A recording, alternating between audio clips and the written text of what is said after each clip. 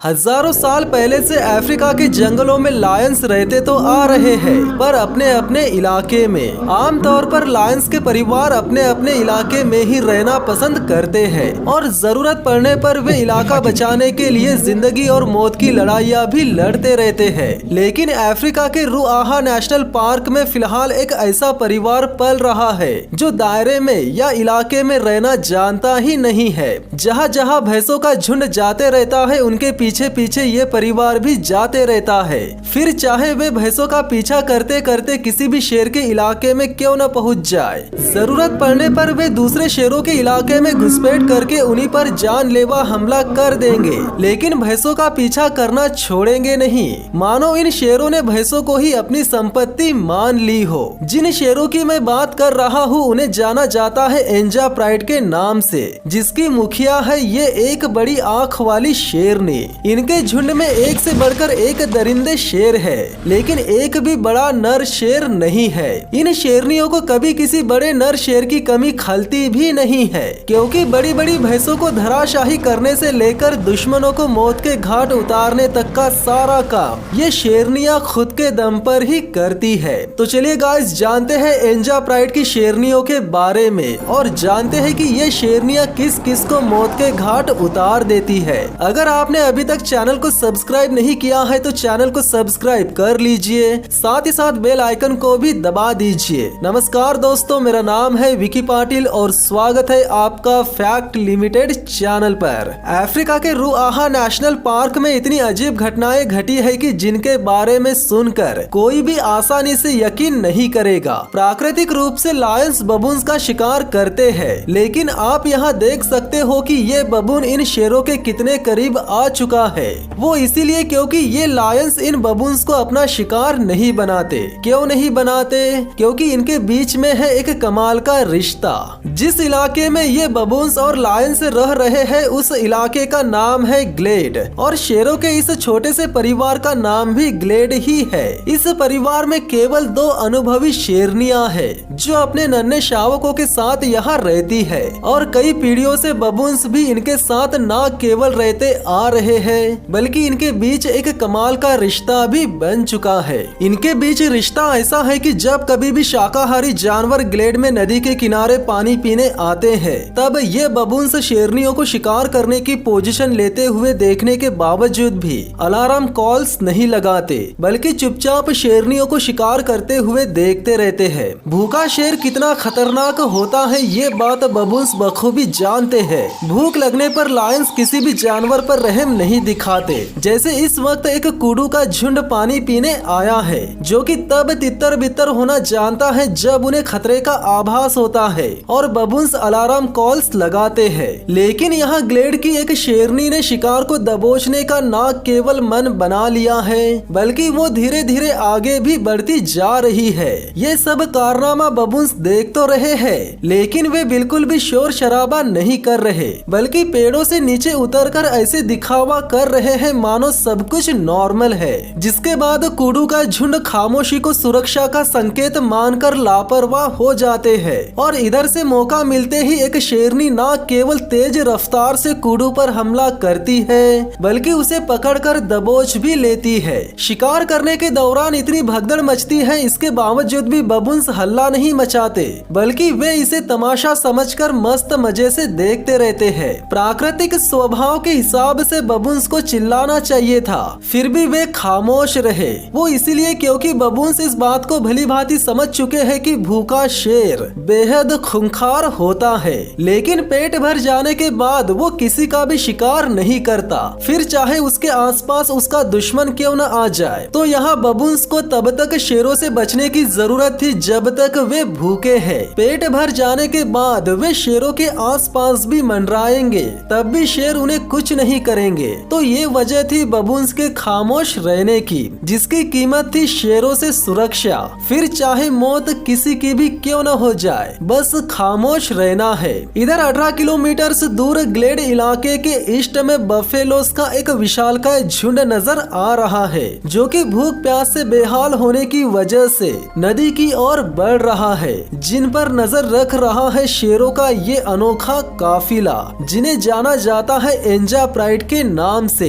एक ऐसा प्राइड जिनके इलाके की कोई सीमा नहीं है। इनका बस एक ही काम है, जहाँ जहाँ बफेलोज जाएंगे वहाँ वहाँ ये भी उनके पीछे पीछे जाएंगे। एंजा प्राइड ने भैंसों का शिकार करने में इतनी महारत हासिल कर ली है कि शिकार करने के दौरान ये बूढ़े बच्चे या कमजोरों के अलावा जो हाथ लगे उसे भी निपटा देते हैं। फिलहाल तो इनकी नजर में एक कमजोर बच्चा आया है, जिसका शिकार करने के लिए ये सब मिलकर भैंसों के इस विशालकाय झुंड में इतनी भगदड़ मचाते हैं कि जिससे यहाँ काफी सारी धूल उड़ने लगती है। जिसके बाद इसी धूल के आड़ में ये सब शेरनियां मिलकर बछड़े को दबोच लेती है और कर देती है उसका काम तमाम। एक शिकार कर लेने के बाद इन शेरों को भैंसों का पीछा करना छोड़ देना चाहिए था, लेकिन एंजा प्राइड ऐसा नहीं करता। वो बछड़े को खा लेने के बाद एक नई फुर्ती के साथ दोबारा से बफेलो झुंड का पीछा करना शुरू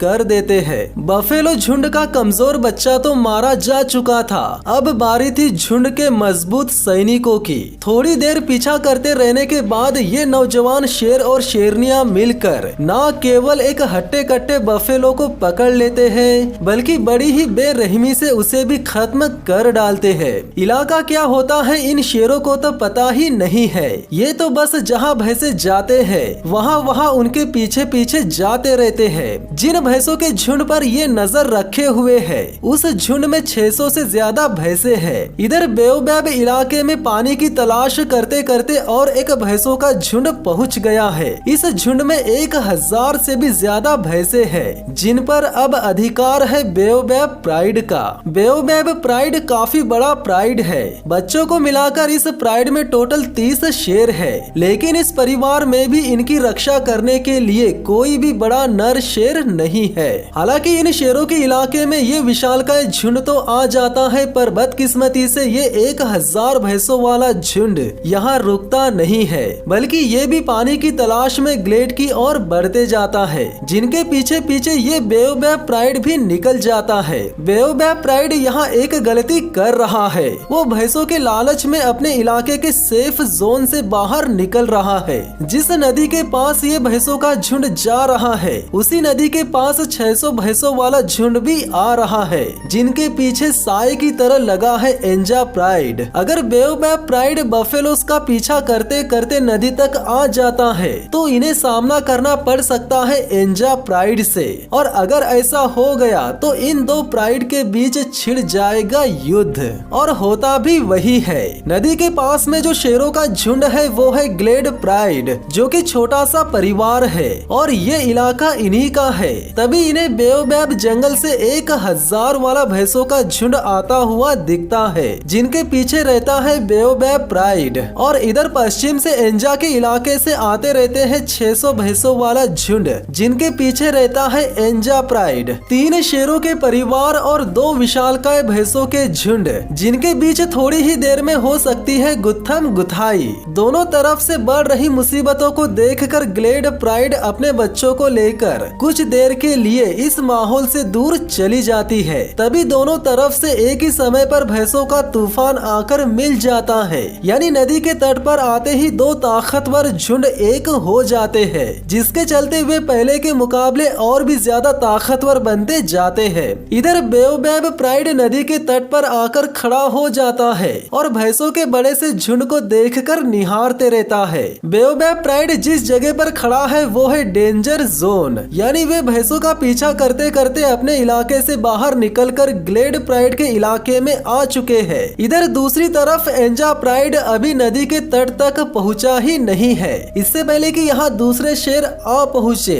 बेओबैब प्राइड हमले की शुरुआत कर देते हैं। शिकार करने के दौरान वे इन भैंसों में से 1-2 भैंसों को पकड़ तो लेते हैं, लेकिन उन्हें खत्म नहीं कर पाते। और जब जब शेरों के शिकंजे से भैंसें बचकर निकल जाती है, तब तब वे इन शेरों पर पलटवार करती जाती है, जिसके चलते बेओबैब प्राइड आखिरकार थक जाता है। लेकिन ये एक भी शिकार मार गिराने में कामयाब नहीं हो पाते। दूसरों के इलाके में घुसपैठ करना ये इनकी पहली गलती थी, और घुसपैठ करके भैंसों के बीच भगदड़ मचाना ये इनकी दूसरी गलती थी। जब एक साथ 1600 भैंसों के बीच भगदड़ का माहौल बनता है, तब ऐसा लगता है भूकंप आ गया हो, जिसके झटके एंजा प्राइड को भी महसूस हो गए, जो कि तुरंत अपना काफिला लेकर नदी के तट पर आकर खड़े हो गए और ये सोचने लगे कि उनकी भैंसों के बीच उत्पाद मचाने वाला आखिरकार है कौन। एंजा प्राइड तादाद में भले ही बड़ा ना हो, लेकिन वो बेहद ही खूंखार है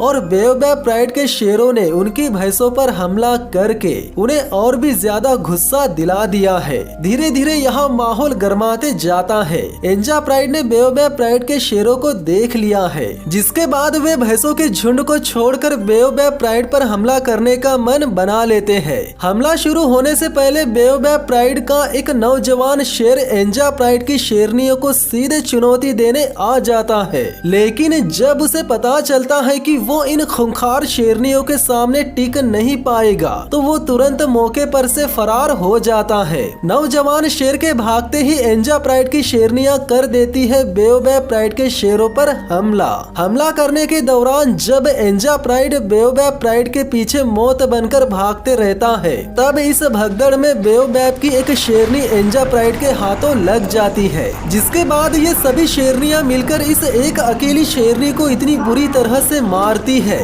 मानो सारे के सारे मिलकर इसकी जान ही लेना चाहते हो। जिसके बाद उसकी दर्द भरी चीख को सुनकर बेओबैब प्राइड रुक जाता है और उसे मायूस होकर उसकी दर्द भरी चीख पुकार को सुनते रहता है, मगर इसकी मदद के लिए आगे बढ़ने की हिम्मत एक भी शेरनी जुटा नहीं पाती और देखती रह जाती है अपने परिवार के एक सदस्य की मौत का तमाशा। इस बेरहम अत्याचार को रोकने के लिए सिर्फ दो ही रास्ते थे, एक बेओबैब प्राइड एंजा प्राइड के सामने झुक जाए, दूसरा उनके सामने युद्ध के मैदान में उतर जाए। बेओबैब प्राइड की मुखिया अपनाती है पहला रास्ता, वो शांति से जाकर एंजा प्राइड के सामने झुक जाती है, जिसके बाद ये शेर अत्याचार करना रोक देते हैं। मगर इन्होंने जो जख्म इस शेरनी को दिए हैं उसे देखकर लगता है कि ये अब जिंदा बच नहीं पाएगी। काफी देर तक बेओबैब प्राइड के काफी सारे शेर जख्मी हालत में पड़ी उनकी सदस्य को उठाने की कोशिश करते रहते हैं, मगर वो खड़ी होने लायक नहीं रहती और जब सभी शेर इस बात को समझ जाते हैं कि अब ये जिंदा बच नहीं पाएगी, इसके बावजूद भी ये सभी शेर काफी देर तक इसी डेंजर जोन में जख्मी हालत में पड़ी शेरनी के पास बैठे रहते हैं। लेकिन जब गर्मी हद से ज्यादा बढ़ जाती है और इससे पहले कि इन पर फिर से कोई मुसीबत आन पड़े, परिवार की मुखिया अपने इलाके में लौटने का फैसला ले लेती है और सबसे लास्ट में जाती है इस शेरनी की माँ। वो जितना मुमकिन था उतनी देर तक अपनी बेटी के पास रुकी, जिसके बाद न चाहते हुए भी उसे अपनी बच्ची को छोड़कर यहाँ से जाना ही पड़ा। जख्मी हालत में पड़ी शेरनी बार बार उठकर चलने की हिम्मत तो करती है, पर अफसोस कि वो चल नहीं पाती। फिर कुछ देर बाद वो वक्त भी आता है जब इसे इस दुनिया को छोड़कर जाना ही पड़ता है। यहाँ जो कुछ भी हुआ उसे कोई भी बदल नहीं सकता। भूख लगने पर लायंस दूसरों को तो मारते ही है, लेकिन कभी कभी इसी भूख की वजह से उन्हें अपने ही बिरादरी वालों को भी मारना पड़ जाता है। ऐसा नहीं है कि इस जंगल में सिर्फ जाने ही ली जाती है, बल्कि जाने बचाई भी जाती है। ग्लेड की दोनों शेरनियां मामला शांत होने पर अपने बच्चों को लेकर यहाँ लौट आती है, जिन्हें आते ही दिखाई देती है एक शेरनी की लाश। खुद को और अपने बच्चों को इस झगड़े से दूर रखने का जो फैसला इन शेरनियों ने लिया था वो बिल्कुल ठीक था, लेकिन आने वाले दिनों में यह मामला इससे भी बदतर हो सकता है, क्योंकि 4 बंजारे ताकतवर नर शेर निकल चुके हैं इलाके की तलाश में।